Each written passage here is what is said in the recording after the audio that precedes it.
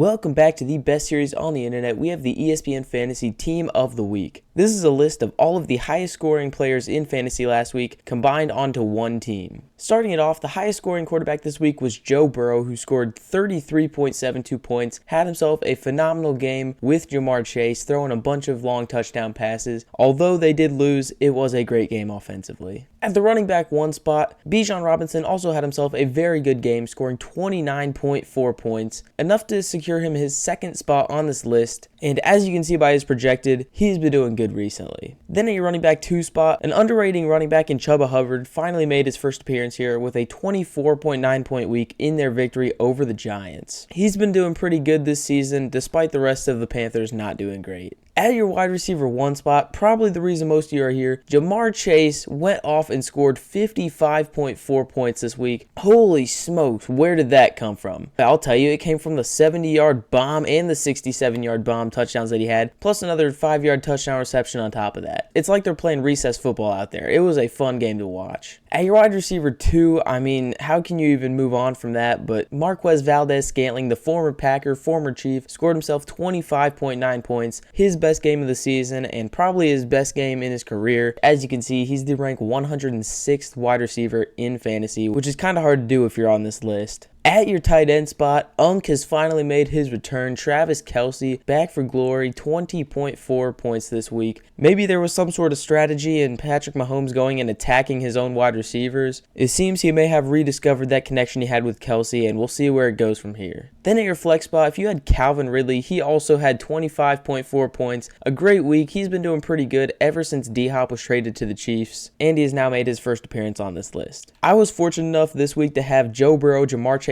and Calvin Ridley on my team. Safe to say I scored 180 points and it wasn't even close. I almost felt bad for the guy I was playing because I was scoring so many points. Then for your defense, if you had the Eagles, they scored 20 points, finally bringing the points of the defenses up. The defenses and kickers have not been doing great recently in fantasy, but the Eagles had themselves a good game against the Cowboys and secured their first appearance on this list. And finally at your kicker spot, if you had Joshua Carty, he scored 18 points, also brought the kicker points back up to a respectable level as he kicked 5 field goals in the Rams' loss against the Dolphins. In total, if you had every single one of these guys on your team, you would have scored 253.12 points, an absolutely unfathomable score. As I mentioned, I scored 180 points and I would have lost to this team by 80. But enough about my team. Did you guys have any of these players on your team? Tell me in the comments below, and be sure to check out some of these other videos on your screen now.